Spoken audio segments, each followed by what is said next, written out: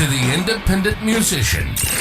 Our weekly podcast will focus on the independent artist and the music market at large. You'll hear from those artists as well as music execs, tech experts, and marketing leaders from around the globe. We'll discuss what it takes to make it in the biz and how you can overcome obstacles as you progress your craft, all the while making it interesting and fun. Now, here's your host, Mark Skoda.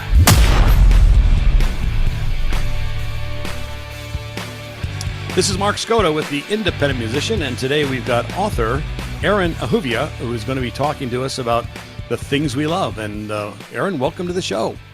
Yeah, thanks for having me. So I was grateful that you sent me your book because it was fascinating to read. And as you sent a little note to me, at least make it to the 8th chapter, which I actually made it to the end of the book and your conclusions. And I took several of the tests. But let's talk a little bit about you first of all and sort of your background as it relates to the areas of marketing and psychology that you studied and how you got to the point where you're an author. Yeah. So I actually, undergrad, I got a degree in philosophy.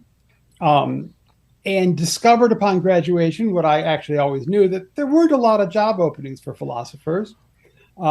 Managed to get a job working at a company. I was very interested in employee democracy, sort of employees owning and running their companies. And I got a job at a company called Duff and Phelps, which is a very conventional finance firm, but set up employee-owned businesses. And they said, you can have the job here, but you need an MBA. So I started at Northwestern in the MBA program, and then got interested in marketing and got recruited to switch into the PhD program, got a PhD in marketing, went from there to University of Michigan, which is actually, I got to go back home. I grew up in Ann Arbor. And I've been doing the professor thing ever since. The bit about my specific area of study is another, I think, sort of a little unusual story, which is I got an opportunity when I was just starting the PhD program to study dating services. And that was fascinating. Okay. Super interesting. And I wrote a bunch of papers on dating services with Professor Mara Edelman. And I ended up on the Oprah Winfrey show talking about dating services. And, you know, that got a huge amount of press attention. I saw that, right? Yeah. Yeah. But when it was time to pick a topic for my dissertation, I knew I would need to get a job as a marketing professor in a conventional business school.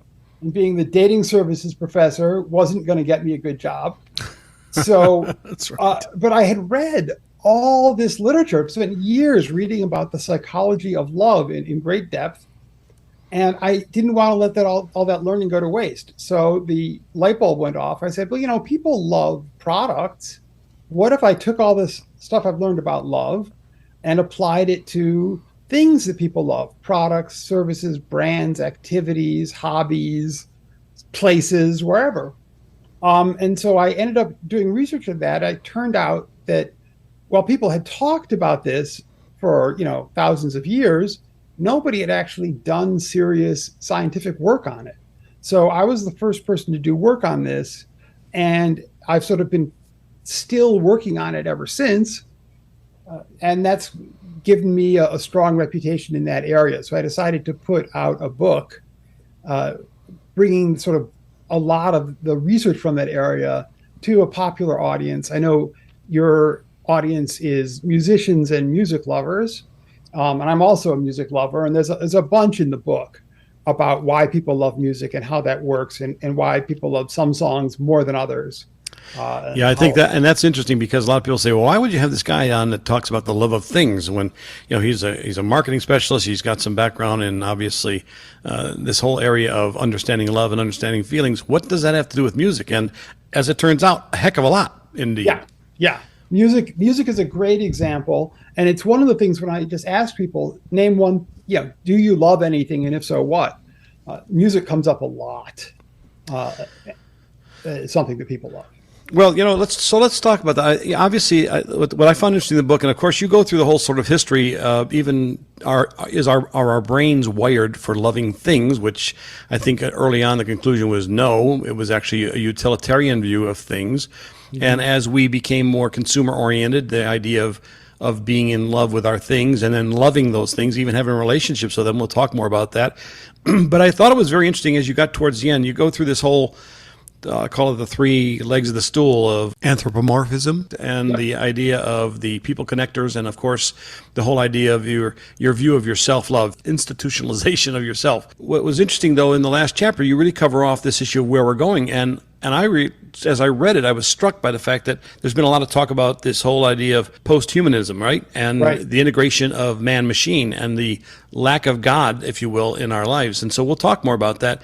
But you really begin to touch on that as you sort of dealt with it in the last part of the book. But let's discuss the beginning here, because what I found fascinating, of course, and even in my own life, love is a very strong word, right? People always use it all too often, too easily. I love this, I love that, I really love good food, I love you, and tends to be somewhat throwaway. But when we discuss love, we're really talking about a very strong emotion in terms of there's the interpersonal elements of love, that is self, family, community, and then of course the love that we have in a more what I call high level issue relative to things. Although as we're discovering with robotics and even love dolls, that love sometimes gets a little bit weird in terms of my own head as I look at people telling me what they love. Yeah. So a lot of times people use the word love loosely, and that's totally fine. That's how language works. And so they'll say, "Oh, I love your haircut." And what that means is that's an excellent haircut. So when people use the word love loosely, what they really are just saying is, whatever I'm talking about is a really good version of what it's supposed to be. It's really excellent. And there's something that we can even learn from that. And that is that being excellent when it comes to the things we love, the things should be excellent. That's a big part of loving it, viewing it that way. And we think the things we love are just really great, and we love them in part because they're really great. That said, there's a lot more to it. And the interesting stuff comes, that wouldn't make for a whole book right there. So the interesting stuff comes when you realize, well, what else needs to happen in addition to thinking it's really good to have someone say they really love it, and in a deeper way. And that is, it needs to make a deeper personal connection to them, right? I love your car, meaning that's a really good car, is fine. But when people say, oh no, I love my car, I genuinely love my car, there's something going on between them and their car, and usually them, their car, and other people, that gives it a deeper, more profound sense of meaning, makes it sentimentally valuable to them, and gives them a strong emotional connection. Now, a lot of times, if it's an object like a car, it might be the way the car links them to other people. Like, I use this car, to go give my kids, driving them to school and back every day, and I get to talk with my kids when we're in the car, and it really fosters that connection. Or it often is something about themselves. So it connects to my history.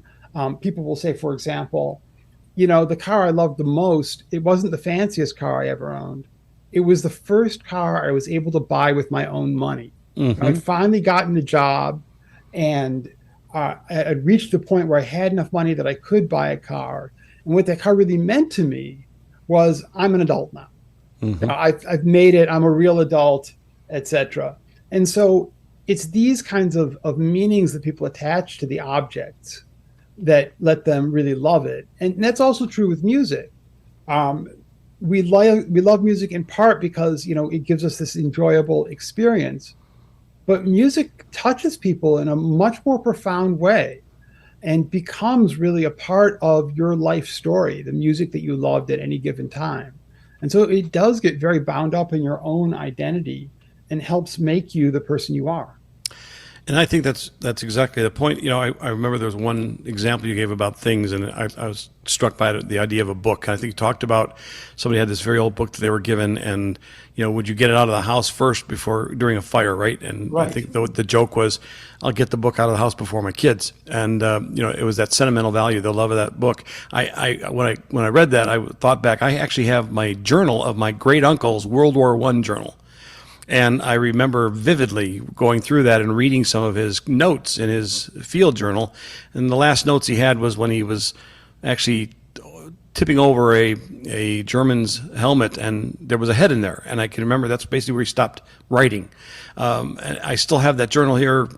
I don't know how old it is, but it's obviously since World War I. And, there is not a love there, but there is a enormous attachment to it in the sense that this is a familial relationship that I had from generations now, and it bridges all the way to today and in my own life.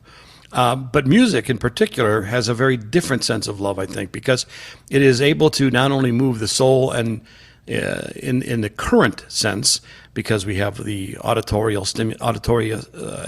stimulation, but we also have just the feeling of the music itself and how it moves us. But then it very quickly connects back to our experience. I was thinking about my own life. I had a girlfriend, Cheryl, and one of my favorite songs when we were dating was Cherish by The Association. Mm-hmm. And I can still smell her perfume from when that song plays. Absolutely. I can remember that. So you have all these brain neurons just firing off, stimulating. And then I equate it to my wife, who I was in Cancun, Mexico on a few days. I looked across the room, I saw her eyes, and I fell in love with her immediately. Now, I might have been more interested in beyond just having a relationship and dancing at that night. We didn't do anything, but I told her the very same night we met I was going to marry her. We just celebrated 37 years, going on 38. And we married in 6 weeks after we met. So, the impact of emotion and love in particular is very interesting, both in terms of the way it influences our lives. And then we ended up spending 13 and a half years overseas, and all those connections with people and culture. And you talk a lot about culture as well, because culture begins to drive our love of things. Is that not right? Absolutely. But actually, I've got to run back. That's really interesting. So you told your now wife the day that you met her, yes, that you were going to marry her. That's an unusual story, but it happened to me and my wife also. Really? Yeah. I'll try and make this short, but it really No, go ahead. It is a bizarre story. It's completely strange. So I was a PhD student at Northwestern, and she was in Chicago from out of town, working for a publisher. And so they have these booths where the publishers set up in the basement of these big conferences, and then you go around and look at what books they're selling, etc.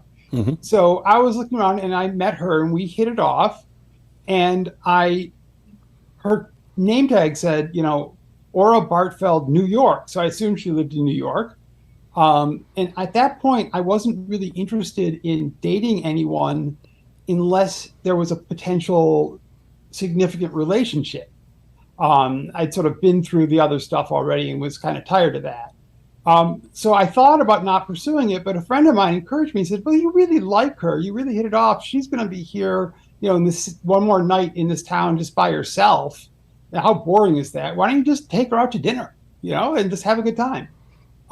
So I asked her out and we went out and we just had the greatest time together. And I actually think that part of the reason we hit it off so well is that I believed I would never see her again. I believed because she lived out of town that, this was never going to happen. And so all I was trying to do was just enjoy her company that evening at dinner and not trying to do anything else. Indeed. And that, I think, really made it a nicer affair. However, it turns out that at the end of that night, I went home and told my roommate that I'd met the woman I was going to marry, and she went home and wrote in her diary that she had met the guy she was going to marry. And the next day, I had to fly from Chicago to Detroit for my sister's wedding in Ann Arbor. And it turned out she lived in Lansing, Michigan, not New York, and she had to fly from Chicago to Lansing. And her flight left like 2 or 3 hours after mine. So I gave her a ride to the airport the next day. I was late, and I actually ended up missing my flight. So I was really panicked. I went and said, when's the next flight? They said, it's over here. And so I ran to the next flight. That was completely sold out. I could not get on that flight. I said, okay, when's the next flight? They said, there are no more flights to Detroit today. And I said, well, it's an emergency. I got to get there for my sister's wedding. And they said, well, there's a flight to Lansing. And so I went to the flight to Lansing, and there were 2 empty seats on the whole plane, and one of them was next to her. And unbelievable. That is unbelievable. So, and we've been married 31 years. Well, see, we're both unicorns. That first of all, being married that long, but that's a fascinating story because not too dissimilar. My wife lived in Chicago, and she just happened to be on a junket. Her girlfriend was with her, and she just graduated from OT school, and it was snowing like hell in Chicago. It was in January, and they got a cheap junket into Cancun, and I was supposed to be down. I was living in Lubbock, Texas at the time, and I oftentimes would finish up on the weekend down in El Paso, so I'd jump across the border and take a cheap Aeromexico flight over into any of the international destinations down. Had a lot of fun, and I was supposed to meet my girlfriend from Lubbock there, and she blew me off, and so I said, "Well, I'm going anyhow," and of course, as they say, the rest is history. But you talk about things again. So Marianne goes back to Chicago. I go back to Lubbock, and that Monday, she would not give me her personal phone number. She gave me her business number only, and her address. So she's working at a hospital at Northwestern, and in fact, at that point, I sent a dozen long stem yellow roses, Texas. And they were delivered to her office, put on her desk. And of course, she's returning after doing her rounds, and all these women are surrounding her office and saying, "Who'd you meet? Who'd you meet?" She said, "Nobody, just a guy." And they part, and of course, there these roses are standing. So to this day, of course, yellow roses particularly have a substantial meaning. So here we are, we met on January 11th and got married on March 23rd. And so planned a wedding in Chicago on the Magnificent Mile, and it was a blast. And so it's been a wild ride of a life, indeed. And as we've gone along, one of the things that you talk about a lot is the transition of life from, being toddlers and young people to sort of that teenage life to midlife and to later life. And we begin to jettison those things oftentimes that we accumulate, or they become less important. And as we get older, it's the memories associated with those things rather than things themselves. And that, it seems to be in my own life, as I reflected on some of the words in the book, that's exactly what happened. I don't need stuff anymore. I have these great memories. For me, in fact, I tell people all the time, yes, 20-year-old girls look great, but they can't replicate the 37 years of life I've exhibited with my own wife, and there's no way to replicate the experiences, right? And those memories, and therefore, how could that ever be better? And so, it was interesting to sort of go through that process, and I think music is very much like that, because music has itself a life, it has a history, and it has different genres and experiences for every single person. Absolutely. And actually, these stories, they relate to music in another way, because there is this tension. On the one hand, we both told these stories about falling in love immediately. With me, it wasn't literally first sight, but it was, first night, right? First evening. And a lot of times when we hear a song, we know right away, it just sort of clicks with us. Like, oh, this is great. I'm really gonna love this thing. I think though, while that experience happens, people get too wedded to it.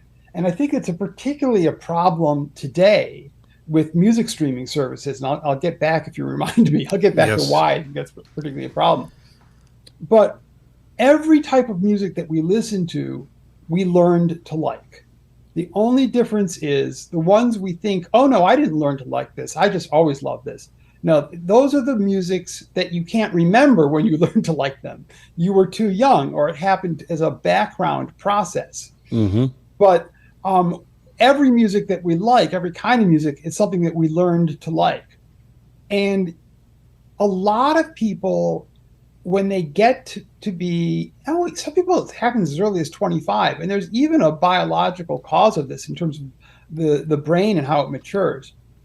People stop listening to music or new music, and they just become interested in nostalgia from the same songs that they've always heard. And while I love nostalgia and I love my old favorite bands, and I'm a Neil Young fan and a Joni Mitchell fan, and you can sort of date me from that. I think it's nice to also continue expanding. And the only way that you can continue expanding is if you continue learning to like things the same way I learned to like Neil Young, but just don't remember it. And so there is a kind of a conscious, as you get older, you need to make a conscious effort to do that because it won't happen automatically the way it used to happen automatically. Well, that's right, because the overall experience has changed, right? When I look at sort of my own experience here starting the record label, I mean, that wasn't my background. I decided to do that as a result of managing my son's band and then having signed a local deal here and then not seeing that was where we wanted to go. And I decided to write the business plan. And I had been an M&A guy, so I decided to do this myself and presented it to Greg Upchurch, and here we are. We founded Iron Gate Records, and then from there we started the radio group, and then I started the podcasting, and all of this, of course, is to integrate all those touch points into my artists and the music. And of course, because I have so many varied artists, I've got two sons, a 17-year-old and a 16-year-old. The fact of the matter is that keeps me pretty spry as it relates to music, rap even, right, and some of the hip-hop. Although I do find myself listening to classic vinyl, right? Because for me, those songs, going back to this question of things, those songs relate back to specific events when we literally did stand outside the record shops until those albums were delivered, when we would open them up and smell the fresh vinyl and we would place them on the platter. And so the sensory elements of things, even today, made the experience even more fantastic. I can remember at my home in 1963 as a little kid, I was only, I think, 8 or 9 years old, and the Beatles were just coming out with their music. And I had literally a little transistor radio back with the alligator clips, and I would clip it to the metal on my bed and throw this little wire out the window that was alongside so that it would make an antenna. And I remember waiting up in the middle of the night to listen to I Want to Hold Your Hand. Wow. And so, those things, and of course, even getting quadraphonic, which was the first album I got was Bridge Over Troubled Water, and they were the first albums that were done in what was essentially now it would become Atmos or surround sound. Back then it was called quadraphonic. Of course, you think back to 8-track tapes. I remember putting the 8-tracks inside the glove box because they were always too damn big, and you didn't want to have it sitting there so people would steal it. Right. And having all these big tapes, and then of course cassettes, and you go through this process of the change of things. I like to equate it to the Tarzan moves, right? You let go of one vine to get to the next vine. And life is like that relative to how we love things and how we experience things. And if you are holding on too tight, you never grow. On the other hand, if you're willing to give up and release, you can grow and accomplish much more, and in fact find that your interests mature you, and in fact the kind of feelings you have become more apparent because of people rather than those things. I think that's changing though today, unfortunately. Well, there's a couple things, you said so many ideas were popping in my head as you were talking. One, you talked about radio, and there's like an upside and a downside to the old radio system. The downside was people had very little musical choice. I remember growing up, I was in the Detroit radio market living in Ann Arbor, and I could probably get maybe like 20, 25 different music stations. Mm-hmm. And between those 25 music stations, there was really only, 5 or 6 or 7 or so different musical styles because, there was sort of rock.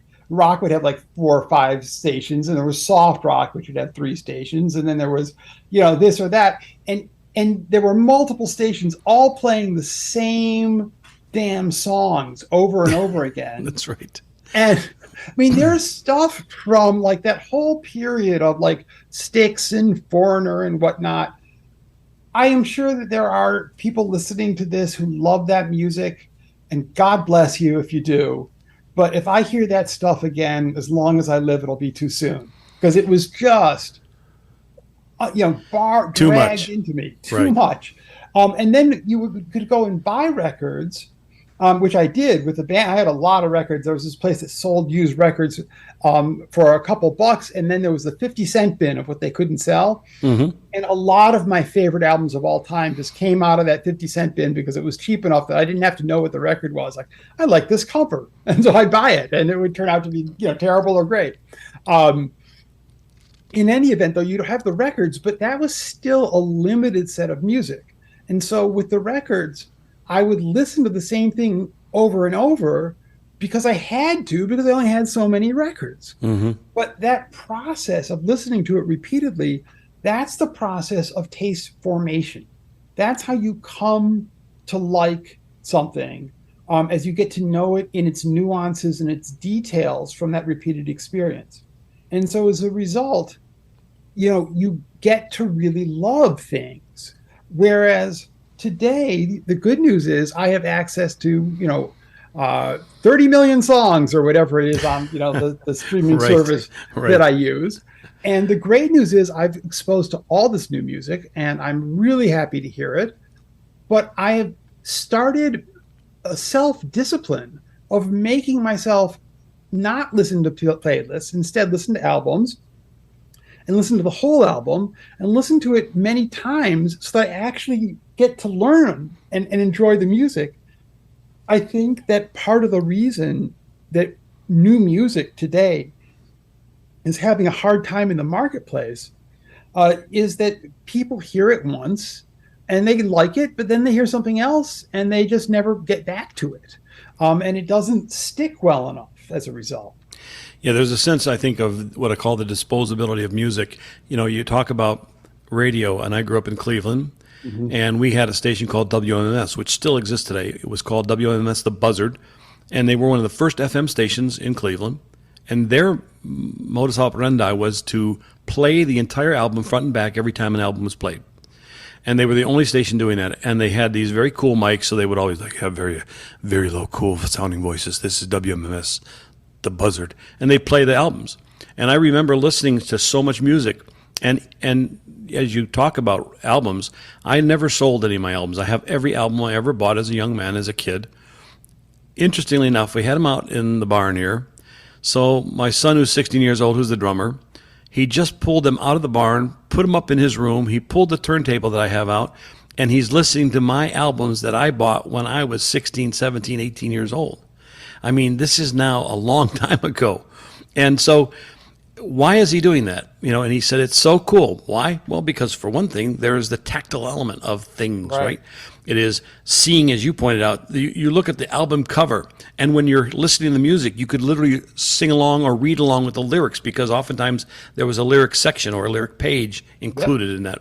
And then, of course, the music itself. And then there's the tactile element of the actual album, the physical vinyl. And I think all those things are beginning to re-engage the listener to some degree.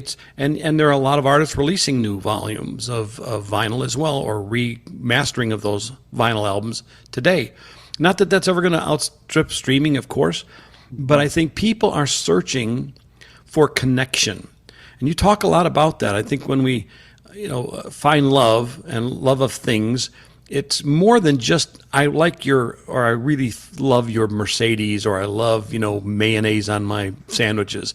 It's I love something because it connects me to an element of humanity, or my humanity, that is interesting to me, and therefore helps me overcome what is today a great deal of social isolation. I mean, that's the other reality we're facing. Why have we moved, in my opinion, towards so much engagement with things? Is because we don't know who our neighbors are. We don't sit on the stoop anymore to water our lawns. We're all cocooned in our vehicles, going to and fro and from here to there, and we quite frankly get very little engagement, with the exception of swipe left, swipe right. You talk about dating apps or social media, where a few hundred characters, and suddenly that's called engagement. And I think that is the real challenge to society and culture today, and the isolation that exists, and why I think love, as it's defined from the more romantic eras perhaps that we were engaged in, is not as apparent today. Am I sort of... No, I think there's a lot of truth to that. There is a tremendous amount of loneliness. The research suggests that it's not necessarily more loneliness than there used to be, but there's always been a lot of loneliness. But whether that's correct or not, I'm not sure. But there is a huge amount of loneliness today. It's an enormous problem, and loneliness has physical effects on people. It really destroys people's health. And it's emotionally painful. It's a debilitating condition. And it happens, I think, as you said, that there used to be just ways that you would have social interactions with people that were embedded in your life. And now, even with the whole thing of working from home, I love working from home. I'm a big proponent of like, oh, I hate the commute and I love working from home.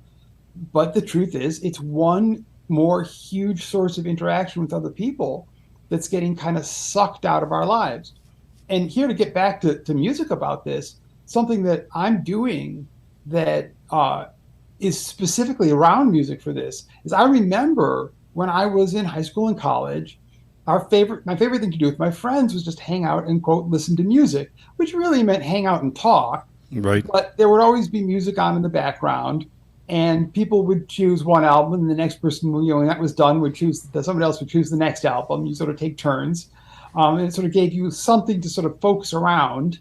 If you didn't have a campfire, you could focus around the music. But I don't really do that anymore. But I'm going to start again. And the way I'm going to start is I'm getting a group of my friends together who like music.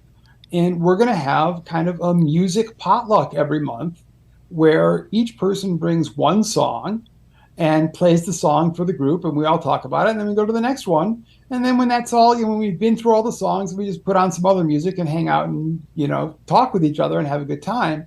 And what I like about that is not only the way it brings people together, but by doing it on a monthly basis, you don't have to organize it every time. You don't have to go out and make a guest list and call people and, worry about whether they're free and worry about people's schedules. It's kind of like a poker night without the poker.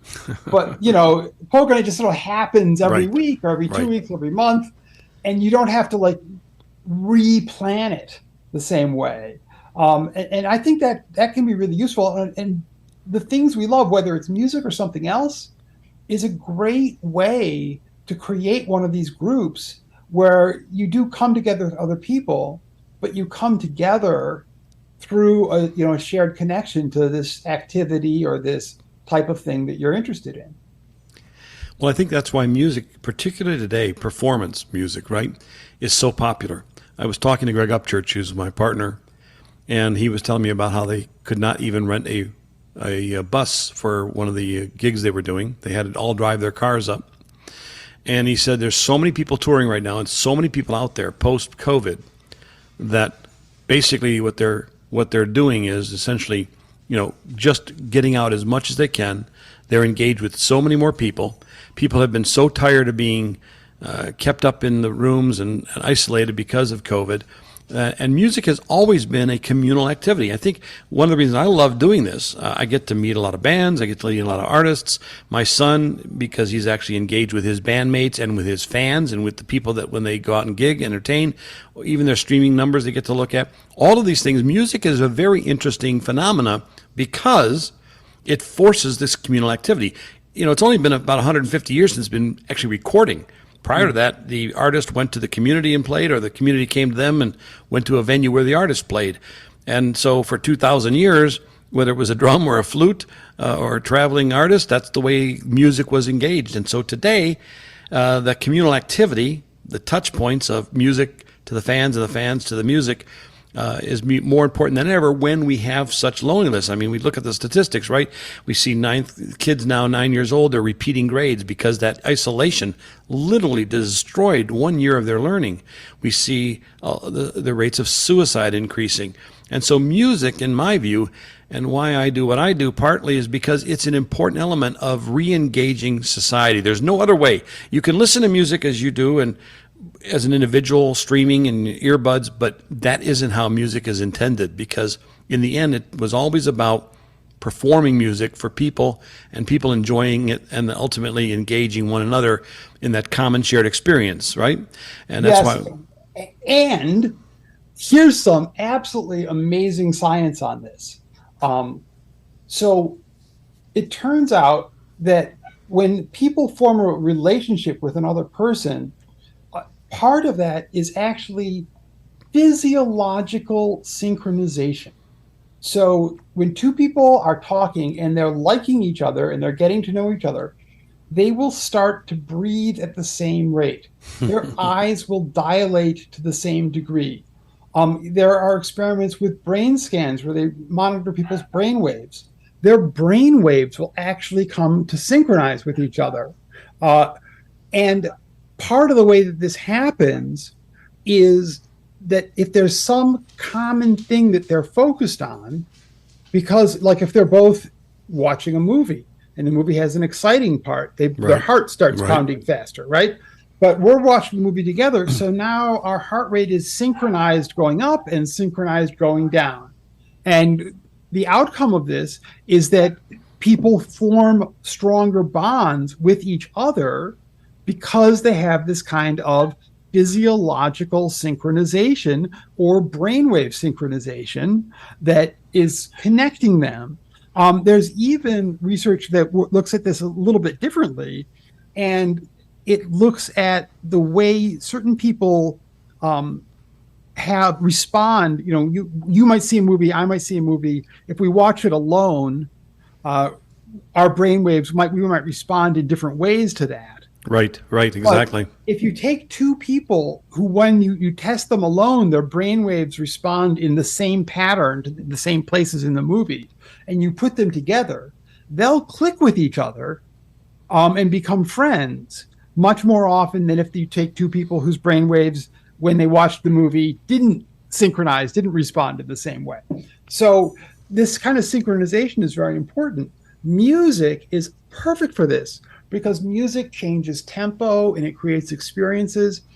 And when people are in a group listening to or creating music, it creates this physiological synchronization between the people in the group, which helps their bonding. And dancing is even better for this because when you're dancing, not only does your heart rate go up with this other person's at the same time, but your physical movements are coordinated with them at the same time. Right. And so that creates an even greater level of synchronization between the people, and that produces more bonding. So I think, yeah, exactly. I mean, this is why when you go to concerts, everybody's sort of bopping their heads and jumping up and down, and you know, and the person right next to you in a seat, you may not know them, but you know them during that concert, and you are enjoying the shared experience, and you're hooping it up and having a good time, and everybody's doing that all at the same time, and the beat creates that, right? Because it's a physiological response to the music, but then all the other elements of being with other people and listening and so watching the performance, right. You know, you have the sights and sounds. I mean, music is so powerful, and whether it's classical music or rock or roll or 50s or whether it's rap or hip hop or country, all of these genres have some of the same impact on people, on one's emotions. And this is why I think people today will either love or hate a particular genre, right? They'll talk about it in that context. They'll be okay with some others, but ultimately they all have an opinion because it affects them in different ways. Yeah, and it's the pleasure of things like line dancing, which, you know, I grew up in the sort of rock, funk dancing where you sort of do your own thing, right? Yeah, we used to call it the white man's overbite. Right, you're still you're still synchronized with other people through the beat of the music, but you're each kind of just doing your own thing totally. Right. And I still enjoy that and love doing that and have dance parties at my house with a bunch of old codgers where we get together and do that and dance.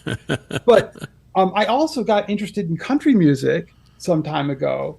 And one of the things I loved about country music is that the dancing was two-stepping or it was line dancing. Mm-hmm. Yep. And so you're with this group of people and you're all, you know, doing something together in this social way that's more coordinated. And I think it really has advantages for social connections. I know there's research that the military has actually done about when they want to create cohesion in a group, they have them march together. That's one of the reasons soldiers march together. And line dancing has that same kind of appeal, and it creates the same kind of bonding at a higher, more group level, which is more not just a sense of friendship with an individual, but rather a sense of community and belonging to a community, which is something else that we lack so terribly in our culture. We talk about that in in the issue of culture and evolution, you know, where we are today, you know, in a lot of ways.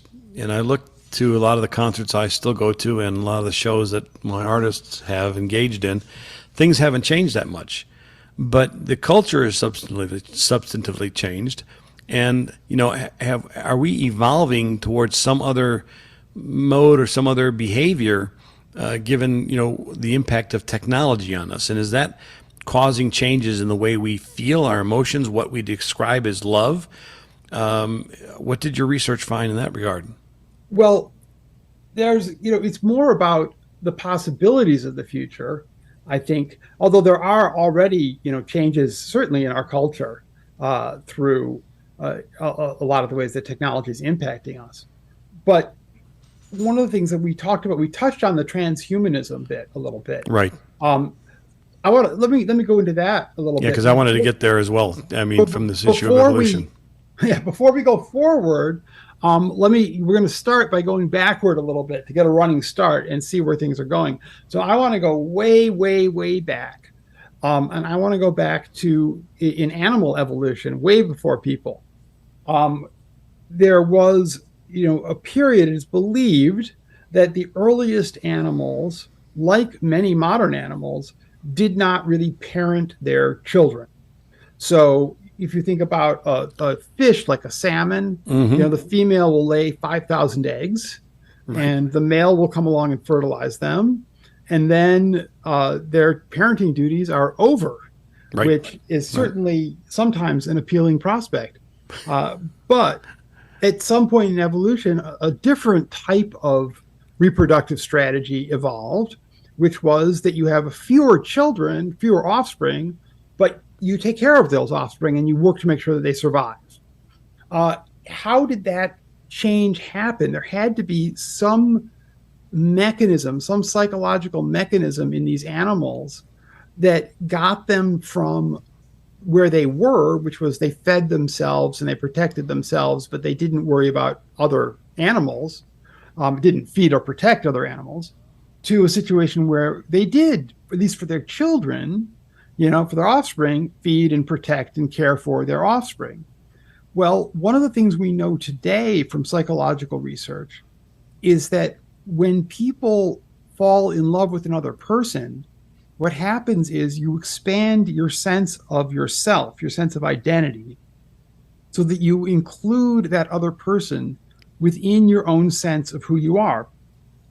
And therefore, just as it's sort of natural for you to take care of yourself, you also want to take care of that other person because you see them as connected to you and sort of within your sense of your self-concept, your sense of identity. Indeed.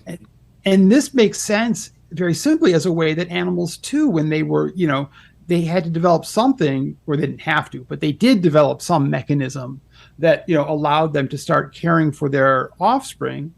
And this is a very plausible way that might have happened, that they expand their sense. Some mutation comes along that leads some animal, instead of just thinking of itself as being like its own body, it thinks of itself as being these other little creatures it's just created. And therefore it starts caring for them, and applies this to them as well.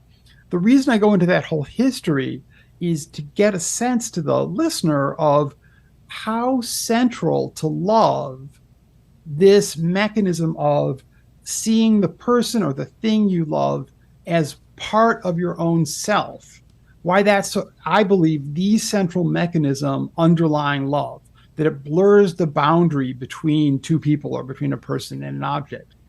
Well, how do we know that something is part of ourselves? One of the things that each of us, and most people have never even given this a moment's thought, but we think that our body is definitely part of ourselves. We think of it as like the quintessential thing. It is us, right? Mm-hmm. Why our body and not, our bed or our pillow or what have you? Well, one of the reasons is that every infant discovers at some point that they can move their hand just by thinking about it, but they can't move the pillow just by thinking about it. So, their hand has this connection to them that their pillow doesn't have. And similarly, if something touches their hand, they can feel that. But if something touches the pillow, they don't feel that. So there's this sort of two-way connection to the hand that the pillow doesn't have, and therefore the hand is part of me. Well, what's going to happen in the future? We are already developing, we already have devices that can monitor your brain waves, and you can use that to control, say, a computer mouse with your mind and kind of move the mouse around the screen. That's right. There are some really primitive ways of doing this that just sort of put nodes on, sensors on the outside of your skull. That doesn't work well. Your skull is a very thick plate of bone, and it interferes with the signals. So with today's technology, at least, the only way that this is going to really work is to actually insert things under your skull, maybe under your skull above your brain, or perhaps into your brain. They have various types of sensors they put in there. And so they're actually doing this, not taking it lightly. These are people who need this for various important medical reasons, but they're already doing this. Well, a good example is cochlear implants, allowing people to hear. It's a perfect example of how these fusion of electronics and humanity is beneficial. We're seeing that also now in sight in some artificial eyes that are being developed as well. Yeah, absolutely. But look what happens now. Imagine a situation where you can drive your car just by thinking about it. So the car is connected to to a computer, and the computer is run by your brain. And so you think, go forward, go backwards, turn left, turn right, and the car just turns the same way when you're walking. Your body just turns. Right? And when the car goes over a puddle or it starts raining out, you can, if you want to, feel the wetness on the outside of the car the same way you would if the raindrops were hitting your skin. If you had that kind of a relationship with the car, you would see it as a part of who you are the same way you see your body as a part of who you are. And what that does is it increases the love, your sense of love. People love their cars now, and they say, oh, my car, it's a part of me. If I lost it, I'd be changed forever. Well, yeah, it is psychologically a part of you to a certain extent. You include it in your sense of identity. But it's not a part of you the way your hand is a part of you. Exactly right, yeah. But in the future, it could be. And so these objects that we feel connected to now, in the future, we could feel much, much more connected as this technology advances. And we're seeing a lot of that even with the application of AI. There's a lot of robotics being done, even the human element or the cybernetics that are being applied, and even having AI as a conversational robot. And the blurring of some of these things are going to get more and more obvious to us. But at the same time, I think that, as I've said, we've been cyborgs a long time, ever since the first Model T was invented. We've surrounded ourselves in these shells, and we operationalize the shell and move down the road and move us from point A to point B. And in fact, to your point, a lot of the technology now that even allows us to mitigate lane changes, right? Automate the braking. I mean, we're already integrated to a large degree through these external sensors that now become part of our environment.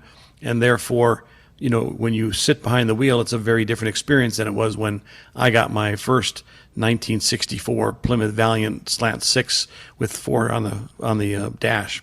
So, I think that from my perspective too, how this ultimately impacts humanity becomes a major question that's going to have to be addressed, because the integration of technology, and a lot of people talk about this post-humanism, because you also deal with God in this book as well. You talk a lot about how our religiosity and sometimes our relationship with a greater being influenced our culture and behaviors and how we looked at love.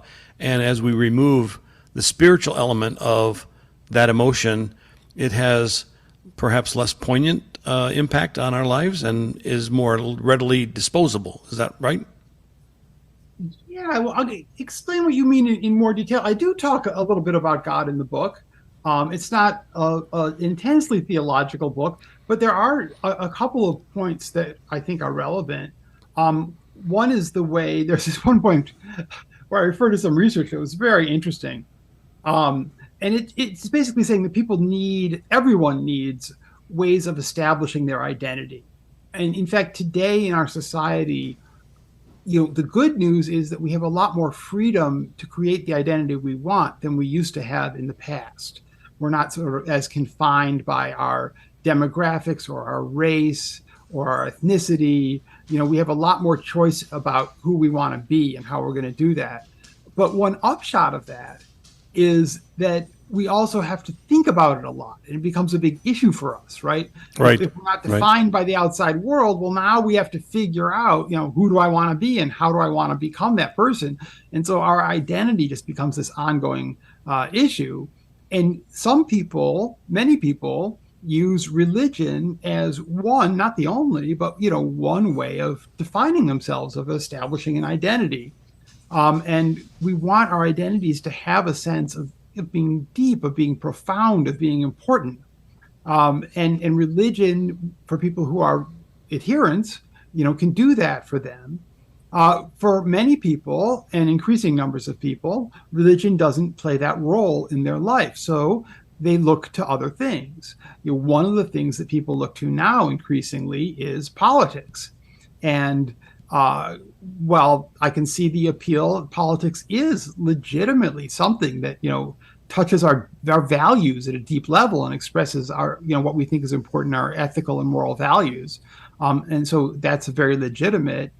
It's also kind of sad, though, because it's creating this, huge rift between people, where I think there's an exaggerated sense of difference between people along political lines. That said, another way that people do this is they look to things that they love, right? And sometimes these are objects or brands. And many people look to brands and really see those as a source of their identity. And one of the brands that people do this with is Apple. Apple is by far the most loved brand, at least in the United States. And some people, this has cooled off a little bit, but there was, it's still here to a certain extent. And there was a period about a decade or so ago when, being an Apple person was an intense form of identity for people. And for some people, this took on a religious kind of connotation. They invested the same types of meanings and identity and community in being an Apple person. Correct. That other people would invest in, their religious affiliation. And there actually was some scientific studies on this. And one of the things they found was that the less religious a person was, the more likely they were to use not just Apple, but brands, other kinds of brands in general, as a basis for their identity. And so these were kind of, to a certain extent, substitutes for each other, which I thought was very interesting. And we can talk about this a little bit. And then if you want, there's the other issue about anthropomorphism that also has a theological aspect. Well, that's right. I think I was going to go to that because my baloney had a first name, and it was OSCAR. And my baloney also had a second name, MEYER. So and it used to sing that, right? I mean, we create these entities. Cookies talk to us, right? We had getting our cereal, Snap, Crackle, and Pop spoke to us. I mean, they create this element in brands that became animated and alive in the way they were promoting those brands and those particular products to us as human beings, so that we could identify more clearly with that brand, with that product, and want to buy it, want to purchase it, right? Absolutely. So, make a long story short, right? Love evolved first in animals and then in people for creating families and also for creating friendships and community between people. But it was always about people. And now we apply it to things beyond people. But our brain still kind of thinks it's about people. And so when we love things, they always have this sort of human element to it. And we've talked already, one is about, it's about your own sense of identity. You're a person, you love yourself, hopefully. And so when you bring other things into your sense of identity, they become part of who you are. Yeah, you can love them too. They sort of become connected to you as a human being. Another is they become connected to another person as a human being, right? We talked about how music connects friends to each other. Correct. But the third way that they connect to human beings is if we think that the object is in some sense human. And that may sound crazy, but your brain does this all the time. Your brain sorts things into people and not people, but your brain really never had the challenge of things that kind of looked like people but weren't. So it's, your brain's kind of a sucker for this. If you just look at a car, and the headlights look like eyes and the grill kind of looks like a mouth, consciously you know that's not a person, but subconsciously your brain is sorting it into the people column. It's like, oh, this is kind of like a person. I'm going to think about it kind of the same way I think about people, and that opens it up and allows people to love all kinds of things that are shaped like people, that look like people, or like your cell phone. You've got Siri if you've got an Apple phone, and so she speaks to you like a person. Any of those things really increase people's love for the object, because love is for people, and the object seems more human when it has those kinds of characteristics. Indeed. And I think, ultimately where we're going with this is, love is continuing to change over time. It is culturally influenced, and more so today, it's influenced by technology. And so love, or what we would refer to as true love, to those days when you and I met our wives and immediately physiologically fell in love with them, fell into somewhat lust as well, probably. But at the same time, there was an emotional connection, and at the human level, that sort of feeling is also happening to a lot of people on the technology that we've begun to integrate into our lives. And so it becomes more difficult to connect man to man, woman to woman, human being to human being, because we become more connected to those things in our lives, and those things can potentially interfere with those social connections that we might otherwise have. And in the end, to get back to music, music demands, and music performance demands, a human connection. You can't just play to an empty facility. Yes, you can stream, of course, and do some of those things, but ultimately the enjoyment of performance is a truly human connection, a feeling about that particular music, that particular artist, and of course the people that surround you when you go and listen.